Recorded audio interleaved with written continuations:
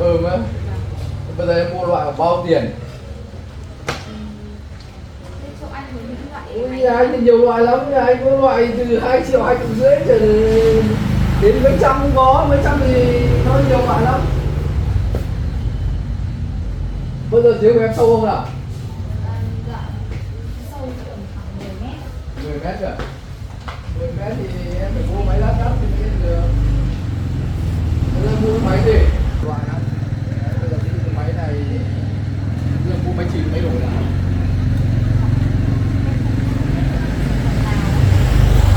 bây giờ em phải biết chứ, bây giờ cái máy chìm này thì người ta không phải môi. Thế chứ còn những cái máy nổi này là phải đặt bên trên là phải môi, phải ống phải yếc trong hoàng để đủ. Cái máy này thì bao nhiêu tiền anh? Cái máy của nó là 1,3 triệu. 3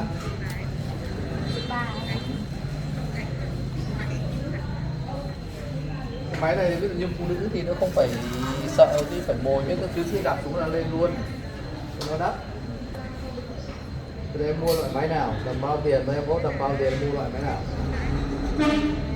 Thì anh ơi có cái máy rẻ thôi, đủ mấy trăm thôi ạ. Em xin em về Để đấy. mấy trăm á? Phải nói chuyện cứ tầm đi. Mấy trăm thì bây giờ em có mấy trăm nào? Bây giờ em phải biết là em có mấy trăm thì em mới biết mua cái máy chứ.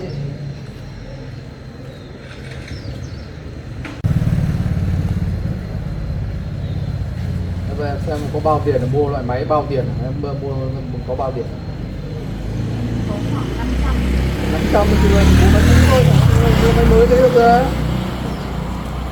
Máy cũ nhưng thực ra nó vẫn dùng được. Đấy, đấy là tùy. Thế là em có tầm tiền thì em chỉ mua loại thôi. Đây, cái máy 500 của em, cái máy này. Đấy. Máy này người ta dùng rồi. Máy này vẫn tốt đi chị anh. Nó cũng tốt nhưng mà người ta không nghĩ nó có giá rẻ, nhưng mà cái máy này mới của nó là triệu mấy. Đúng rồi, người ta không dùng nữa, người ta thanh lý thì anh bán thanh cho hộ người ta, em mua thì anh bán hộ. Bây giờ cái máy của em, máy này nhá, em mua 500 là cái không thôi. Không thì em còn mua thì nó còn phải vòi, còn ống, còn gió, còn tiếp nhiều khoản lắm, có không dùng được không? Dạ có ạ, anh xem từ cái độ thì em. Rồi em không bỏ ra chút.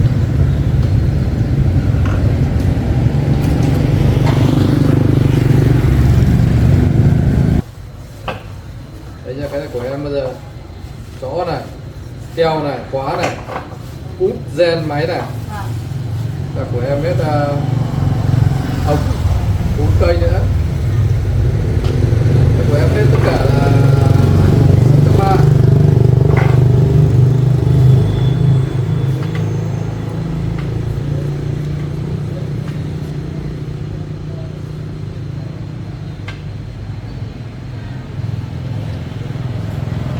Cảm ơn nhá.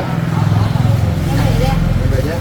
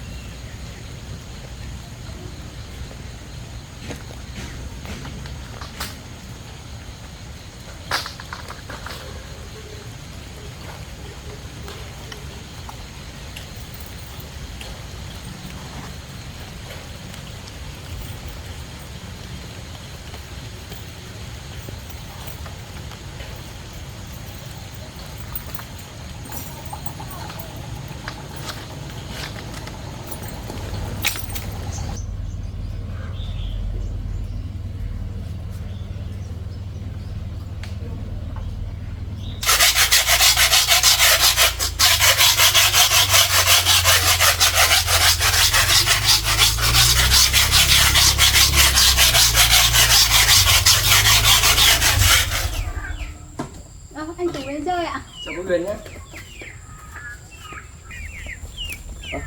Cô Huyền đang làm gì vậy? Dạ tôi đang dọn lại cái bể này anh Tú ạ. Nhìn làm sạch quá nhỉ. Cái bể này cũ rồi nhưng mà vẫn sử dụng được. Nên là hôm nay tôi có mua máy bơm rồi anh Tú ạ. À, Vâng. thế mua ở đâu vậy?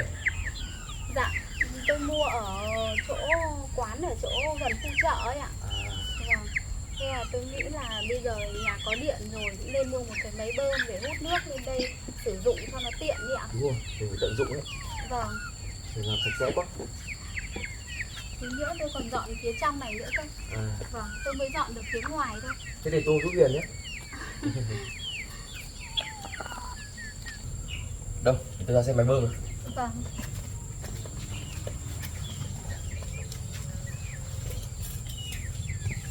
Họ bảo là máy bơm này tuy cũ nhưng mà vẫn sử dụng tốt anh Tú ạ. Đúng rồi, hàng máy bơm này dùng tốt lắm đấy Huyền ạ.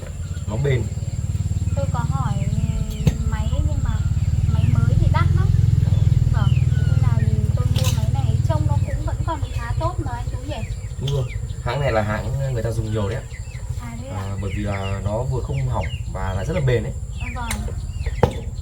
Huyền mua cả ống và dây điện rồi à? Vâng ạ. Người bán hàng có tư vấn cho tôi bảo là cần phải có những đồ như này thì mới hút nước lên được. Đúng rồi đấy. Thế là tôi mua đầy đủ luôn. Đây toàn là đồ tốt đấy Huyền ạ. Vâng. À mà anh Tú ơi, tình hình sức khỏe của bác gái thế nào rồi ạ? À, mẹ tôi ổn hơn nhiều rồi Huyền ạ. À vậy Hôm ạ. qua mẹ tôi tỉnh táo và khỏe khoắn hơn nhiều rồi. Bác có ăn được không ạ? Mẹ tôi ăn được. Cảm ơn Huyền nhé. Vậy thì tốt quá rồi nhỉ. Hôm nay tôi bận quá tôi cũng không sang thăm bác được. À, thôi để hôm nào rảnh sang mẹ tôi. Vâng ạ. Rồi, chúng ta bắt đầu luôn thôi nhỉ. Vâng. À mà anh Tú ơi, ở trong đấy tôi sợ có cả gai ấy, để tôi đi vào lấy găng tay đeo nhé. Cảm ơn Huyền nhé.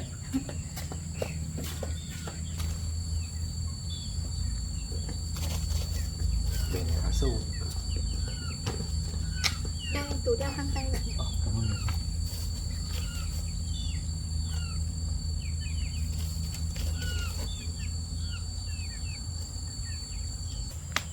Thôi anh Tú cứ ở ngoài nhé, để tôi vào tôi lấy đồ trong này ra nhé. Thôi có việc gì đâu, để tôi làm cho. Thôi để tôi vào cho. Thôi, Huyền cứ để tôi giúp Huyền. Có gì đâu. Để tôi.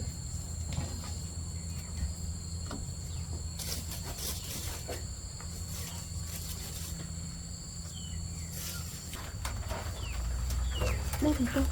Xin cầu của tôi.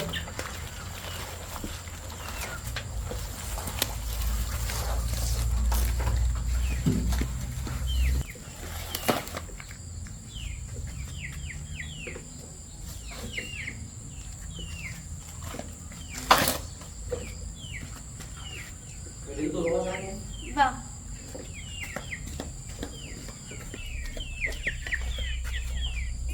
Đây anh Tú.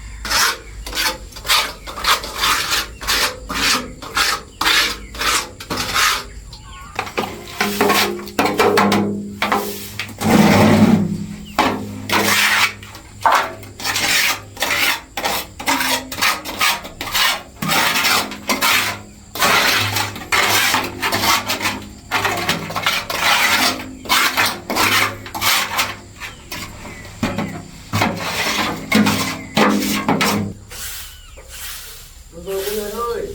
Dạ. Vâng, để tôi xách ra cho.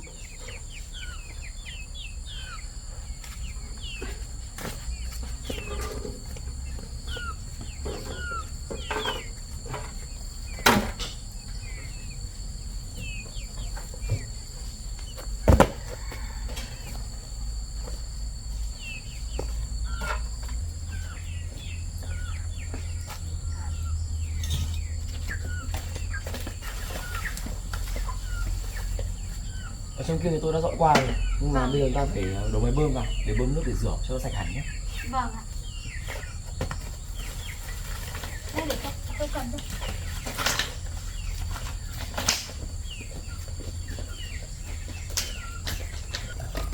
Thế tôi ấy, ông đo thử xuống nhé.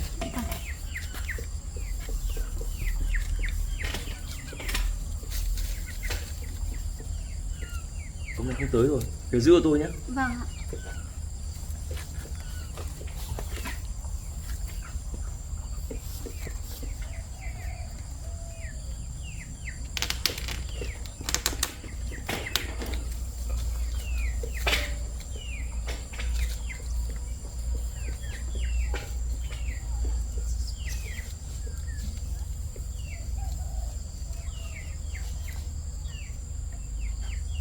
Đấy, 2 đoạn là vừa anh Tú nhỉ? Chắc là được rồi đấy Huyền ạ. Vâng ạ. Giờ mình nhấc lên thôi. Vâng. Kéo này.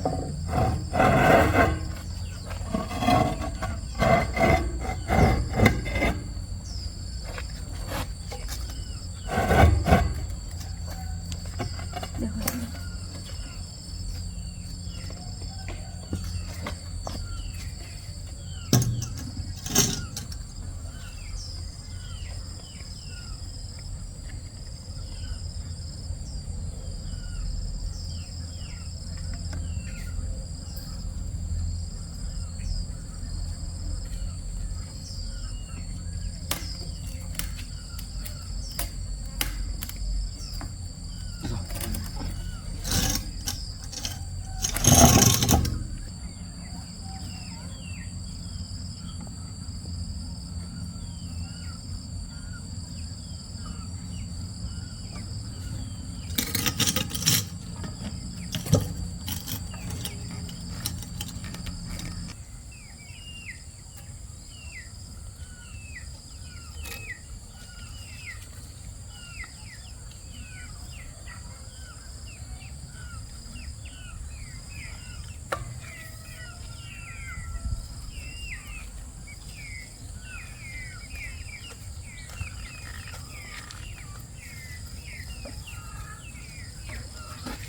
Được rồi cô Huyền.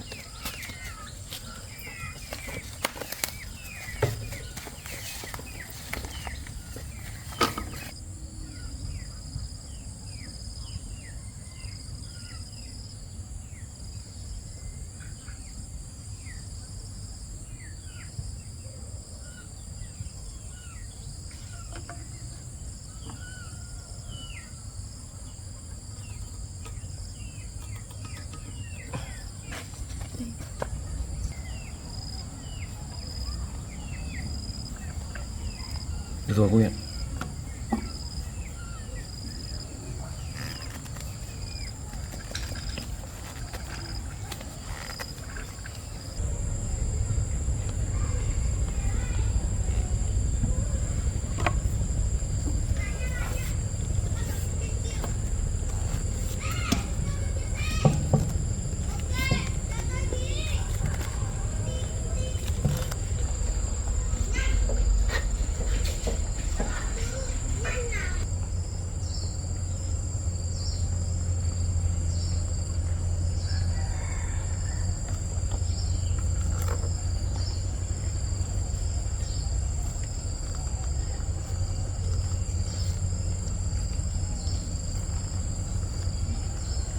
Được rồi.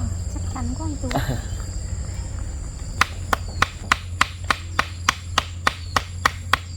Được rồi anh Tú ạ, chắc rồi. Được rồi. Cứ tiếp từ một thôi.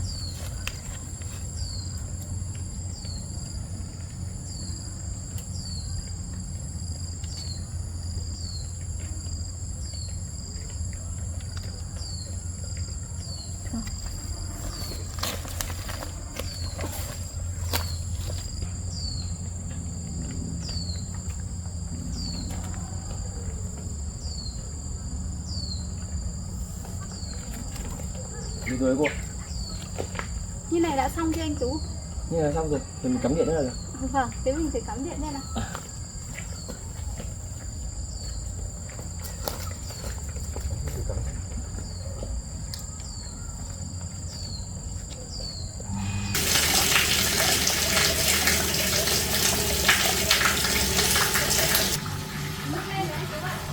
kìa đấy. Ôi thích quá. Nước má Vậy lắm là của. có nước rồi, tôi không phải múc nước nữa rồi.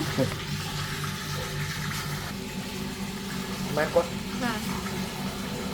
Bây giờ chúng ta phải vệ sinh lại ở trong này. À. Bây giờ để tôi vào bên trong tôi cọ rửa trong này nhá. Xong anh Tú giúp tôi cọ ở ngoài nhá. Được rồi, thế lấy dụng cụ đi. Vâng.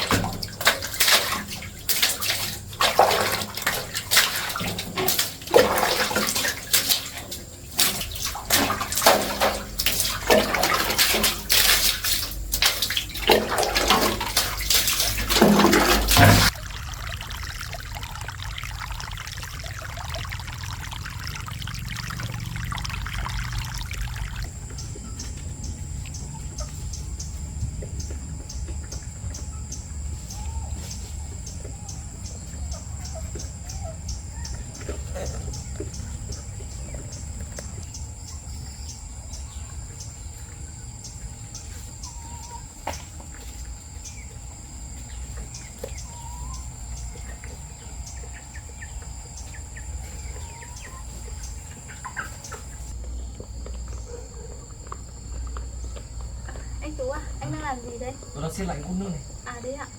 Xong rồi đấy cô ạ. Vâng, tôi cũng cọ xong rồi anh Tú ạ. Chắc mình xài nước thôi nhỉ? Vâng, đấy anh Tú còn.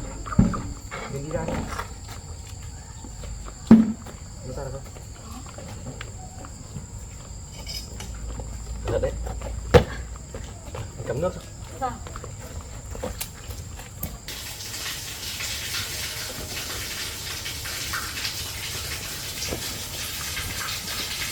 Có nước rồi phải. Vâng. Bây giờ vui quá anh Tú ạ. Thế là từ nay Huyền thoải mái nước sinh hoạt nó khỏi múc nữa rồi nhé. Vâng ạ. Cái bể này dùng vẫn tốt anh Tú ạ. Đúng rồi, mình cứ tận dụng được là tốt đấy. Vâng, cọ rửa đi vẫn tốt mà.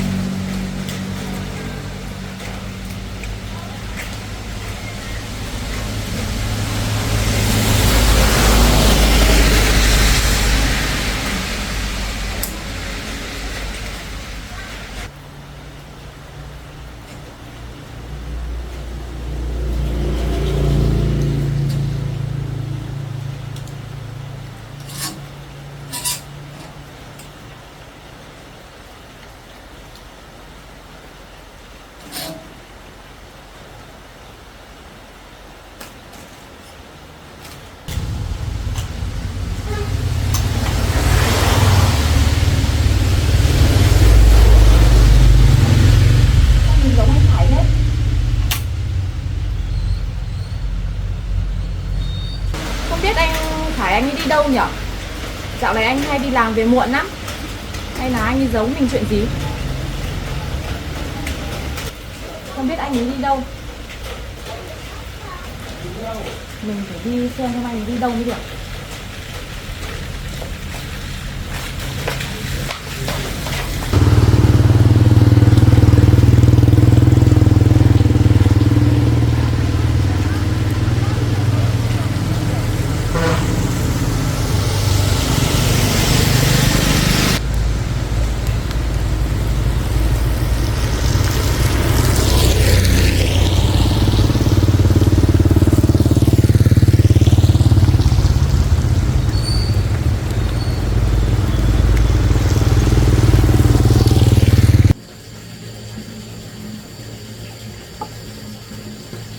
Thế từ giờ về yên tâm rồi nhé. Có nước dự trữ ở đây rồi. Vâng ạ. Muốn dùng việc gì cũng dễ cho với múc nước. Vâng. Cảm ơn anh Tú hôm nay đã giúp tôi nhé. Có gì nào? Bác bị huyết áp thấp như vậy thì anh Tú nhớ để ý đến bác nhé. Thuốc thang trong nhà lúc nào cũng phải có đầy đủ để cho bác uống. Bệnh của mẹ tôi thì rất là khó chữa khỏi. Chỉ có thể uống thực phẩm chức năng bổ sung hàng ngày thôi. Thì để nó huyết áp luôn ổn định. Vâng. Hôm đấy ra là tôi không để ý để hết thuốc. Cảm ơn Huyền nhé. Vâng. Thôi chắc tôi cũng phải về luôn đấy. Bởi vì mẹ tôi chưa khỏi hẳn. Tôi về để xem mẹ tôi thế nào. Vâng. Tôi chào Huyền nhé, tôi về luôn đấy. Vâng. Mẹ tôi chưa khỏi. Mẹ tôi bảo lúc nào mẹ tôi khỏi, mẹ tôi sẽ ra thăm Huyền. Vâng ạ. Huyền nhé. Vâng, anh Tú về nhé.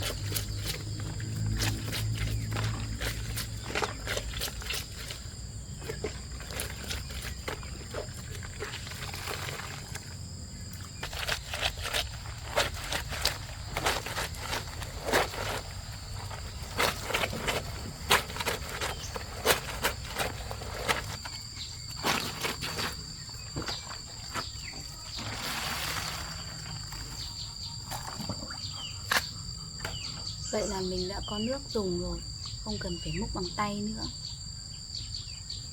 Giếng này cũng nhiều nước thật đấy. Bơm một lúc thôi đã đầy bể rồi. Tha hồ nước dùng.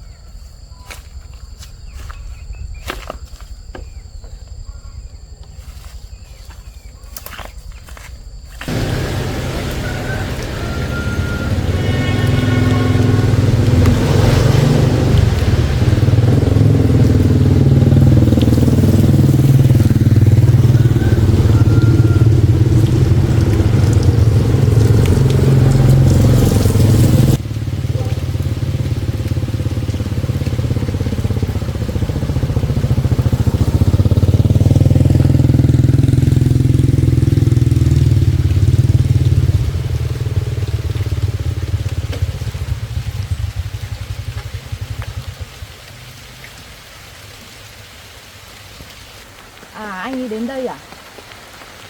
Sao cô ta bây giờ lại chuyển đến đây ở? Thôi được rồi, để anh ấy về xong rồi tí mình nên nói chuyện với cô ta. Anh Khải, anh đến đây làm gì? Anh muốn đến để thăm em. Em đã bảo em không muốn gặp anh nữa rồi cơ mà. Anh đến đây làm gì? Anh vào trong nhà ngồi một lát. Ừ, em nghĩ là anh không cần đến đây nói chuyện gì nữa đâu. Em cũng không muốn nói chuyện với anh nữa đâu. Em đã nói rõ ràng với anh như thế, mà đến đây làm gì?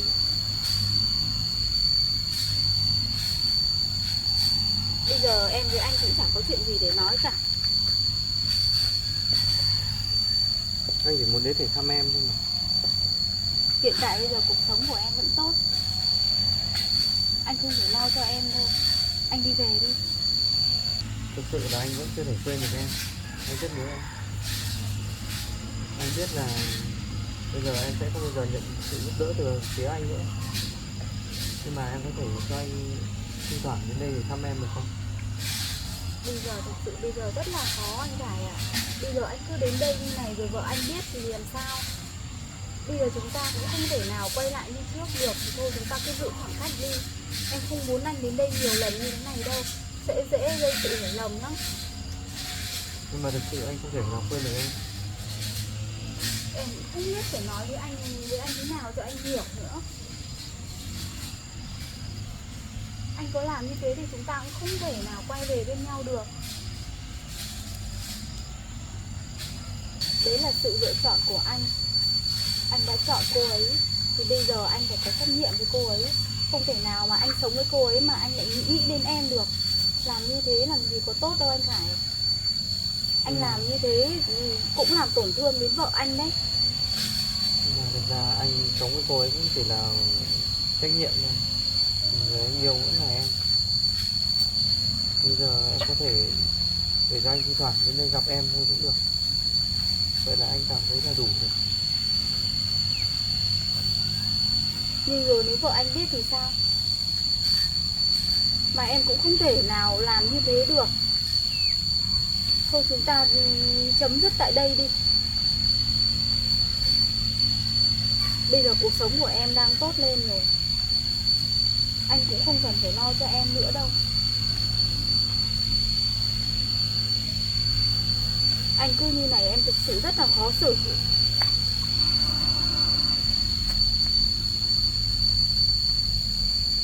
Thôi anh đi về đi. Thực sự anh cũng làm những lời em nói rồi, nhưng mà thực sự anh cũng không thể nào quên được em nữa. Điều đó đối với anh là quá khó. Chả lẽ em không thể cho anh một cơ hội chọn cái người thăm em được.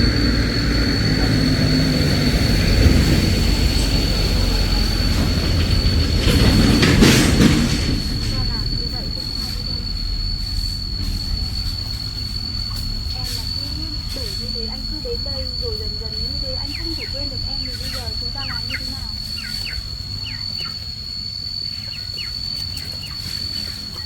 Thôi anh đi về đi. Thôi anh đi về đi.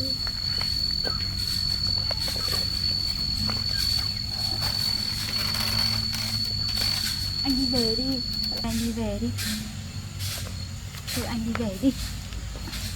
Thực sự em không thể cho anh một cơ hội để thi thoảng anh đến thăm em được sao? Em Không được biết là đâu anh Khải ạ. trong thời gian vừa qua anh cũng đã đấu tranh với tâm lý của mình rất nhiều rồi. Anh đã biết là mình sai rồi. Thực sự bây giờ chúng mình quay lại với nhau cũng rất là khó. Vì vậy anh chỉ mong muốn là thỉnh thoảng được đến đây gặp em thôi. Như vậy là anh cảm thấy là đủ rồi. Nhưng bây giờ không thể được anh Khải ạ. Bây giờ còn vợ anh nữa. Bây giờ anh cứ đến đây như thế này rồi đến lúc chị ấy phát hiện ra rồi ảnh hưởng đến cuộc sống của em. Anh phải hiểu cho em chứ. Thôi anh đi về đi. Anh đi về đi. Từ lần sau anh đừng đến đây nữa nhá. Anh cứ đến đây đến này em không thích đâu. Anh đi về đi. Anh đi về.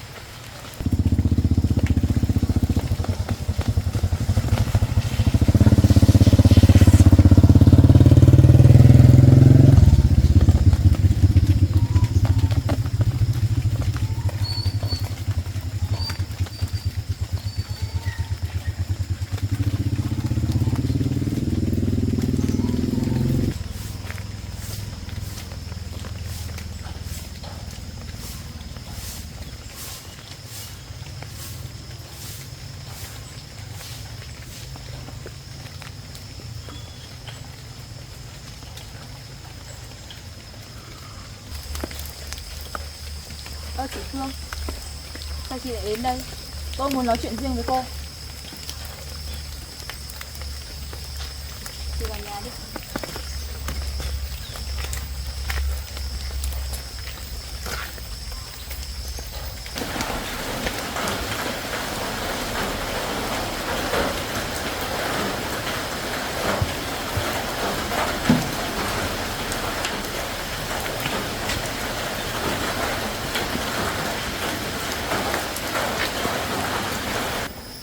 Nơi ở của cô tốt quá nhỉ. Tôi không ngờ là bây giờ cô ở đây đấy. Tôi không quan tâm chuyện quá khứ của cô và anh Khải như thế nào. Nhưng hiện tại thì chuyện của hai người đã chấm dứt rồi. Tại sao hai người vẫn còn qua lại với nhau? Thời gian gần đây tôi thấy anh đi làm về muộn, xong tỏ ra rất khó chịu với tôi. Tất cả cũng là vì cô đấy. Thực ra thì chị đã hiểu lầm rồi. Đúng là anh Hải thời gian gần đây cũng hay đến đây thật đấy, nhưng mà tôi cũng đã nói dứt điểm với anh ấy rồi. Tôi không muốn có bất kỳ mối quan hệ nào với anh ấy cả. Hiện tại thì tôi đang bắt đầu một cuộc sống mới, nên là tôi cũng không muốn dây dưa gì đến anh Hải và gia đình chị cả. Thế tại sao anh Khải vẫn tới đây? Là cô muốn níu kéo anh ấy đúng không? Tôi cũng đã nói với anh rất nhiều lần về chuyện này rồi. Tôi biết là chị và anh Khải đã chung sống với nhau. Và tôi cũng không muốn gây sự hiểu lầm dẫn đến ảnh hưởng đến tình cảm vợ chồng của chị. Tôi cũng đã chuyển đến nơi này, nhưng mà tôi cũng chỉ không ngờ là chị và anh Hải cũng chuyển đến đây. Tôi không cần biết. Gia đình chúng tôi đang sống rất hạnh phúc. Từ khi cô xuất hiện là làm xáo trộn tất cả mọi chuyện. Cô nên biết điều, đừng để mọi chuyện đi quá giới hạn. Tôi không có lỗi trong chuyện này. Nếu mà cô muốn biết mọi chuyện thì cô hãy về hỏi anh Hải ấy. Tôi không có lỗi. Lần này tôi cảnh cáo cô, nếu có lần sau nữa thì đừng có trách.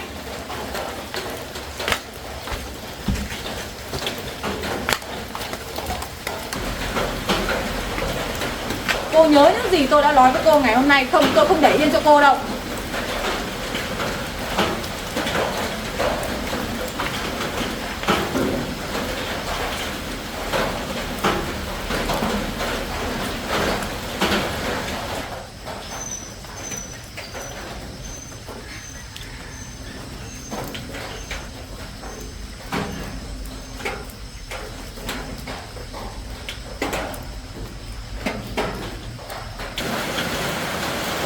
Mình làm gì có lỗi gì đâu. Mình đã nói nhiều lần với anh Hải rồi mà.